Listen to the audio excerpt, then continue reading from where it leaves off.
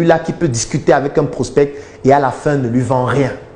Un bon vendeur, c'est celui-là qui ne va pas de manière erronée amplifier les avantages, par exemple, de son produit juste pour que le prospect achète.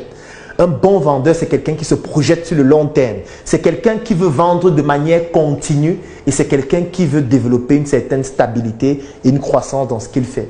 Ce n'est pas quelqu'un qui arnaque. Ce n'est pas quelqu'un qui veut mentir juste parce qu'il veut vendre son produit. Ce n'est pas quelqu'un qui, à la fin de la journée, comme je parlais du calendrier de l'agenda tout à l'heure, va juste te dire aujourd'hui j'ai fait 5 ventes, j'ai fait 10 ventes. Non. Les prospects ne sont pas des numéros. Les prospects, ce sont des vies humaines que vous devez transformer.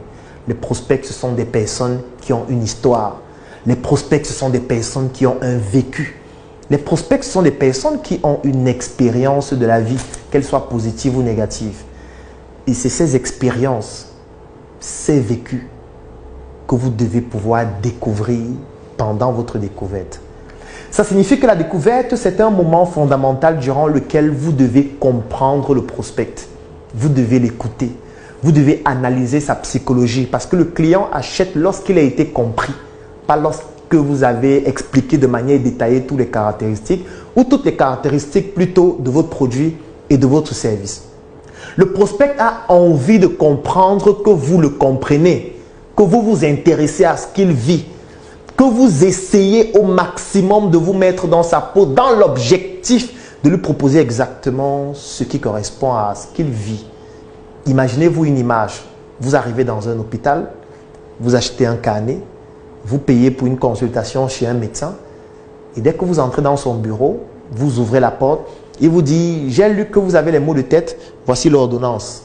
Allez juste acheter ça en pharmacie. » Comment vous allez vous sentir? Vous allez vous dire que cette ordonnance va résoudre votre problème? Vous allez vous dire que c'est un médecin à qui il faut faire confiance? Lorsque, à peine entré dans son bureau, il vous a déjà dit ce qu'il faut acheter. Vous arrivez chez un médecin, vous vous asseyez, vous dites vraiment docteur, je m'appelle tel, j'ai des maux de tête depuis 2 semaines et je ne sais pas ce qu'il faut faire. Il dit, ah d'accord, comme vous avez des maux de tête, voici ce qu'on va faire. Je vais vous prescrire le paracétamol. Vous connaissez le paracétamol? Vous allez prendre un comprimé. En fait, il vient d'échouer totalement la prospection commerciale.